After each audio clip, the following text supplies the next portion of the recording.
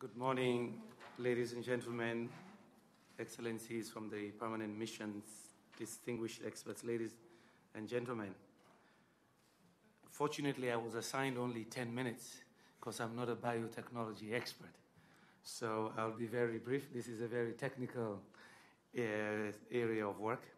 But let me first of all take this opportunity to welcome and thank the Vice Minister and President of the Flemish government and delegations from various countries that have joined us to begin some dialogue and launch this International Industrial Biotechnology Network.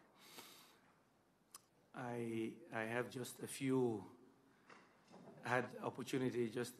occasions to interact with experts in biotechnology. Once in my career, almost now 20 years ago, I had to organize field trips for students to visit the Monsanto Biotechnology Research Center in St. Louis. That was my first contact with the biotechnology field, to see applications of biotechnology in trying to deal with food and agriculture issues. But in UNIDO back to 2004, I remember working closely with George and a few colleagues then when member states wanted to do some forum on biotechnology. And then we had the privilege of working together with colleagues to do biotechnology events in Chengdu, China, but also in Concepcion, Chile. And recently, when the earthquake hit Chile, my first thought went to our friends in the university there who had worked with us in looking at biotechnology applications. At that time, in their case, they were going to launch a center because they needed to apply biotechnology in the wood sector and also in looking at biotechnology applications for developing crops that will grow in arid conditions. But my predecessor had a very strong interest in biotechnology, and I remember once he and I did a trip to some African countries, and since my field is agriculture, he was challenging me and asking me, how can poor countries deal with food problems and food security problems using biotechnology applications and solutions? And that really sparked my own interest at that time also in supporting some of the work we are doing in biotechnology. UNIDO has had a good track record in this field. One of our proud achievements as an institution is the establishment of the ICGEB, our Center for Genetic Engineering and Biotechnology, back in 1993. We were one of the first agencies, together with FAO, to take a plunge in this field. Our establishment of ICGEB is important because in Copenhagen in December, when there was a lot of debate about technology transfer to deal with climate change issues, the Indian Minister of Environment, in one of the side events, in his own intervention on how technology can be transferred to developing countries to deal with climate change, he cited 3 concrete examples of UN success in technology transfer. One of them, interestingly, was the UNIDO ICGEB Center. And he indicated and gave clear example of how UNIDO had worked with the government of India through the ICGEB to create an antenna of ICGEB in India. And today, yes, that institution, after 20 years, is working with the Indian government not only in agriculture, but more importantly in pharmaceuticals. He was very proud to show this as a model of technology transfer. Why? Because the concept then was not just transferring equipment to a country.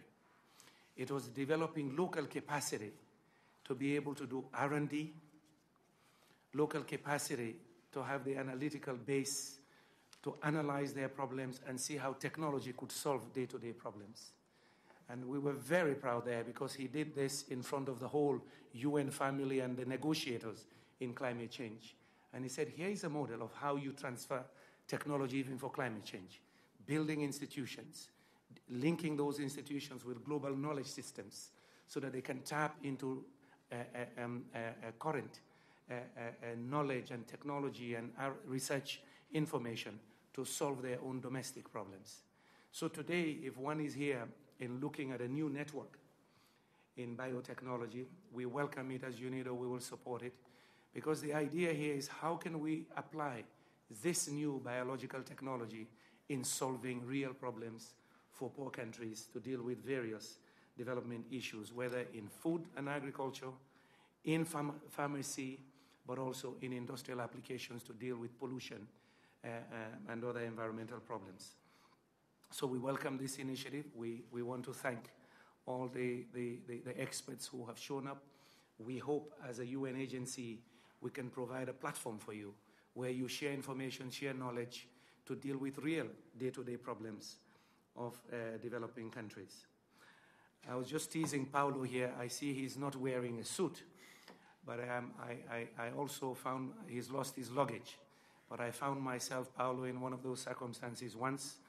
I was invited to Kenya as a keynote speaker, and indeed I arrived there without my luggage.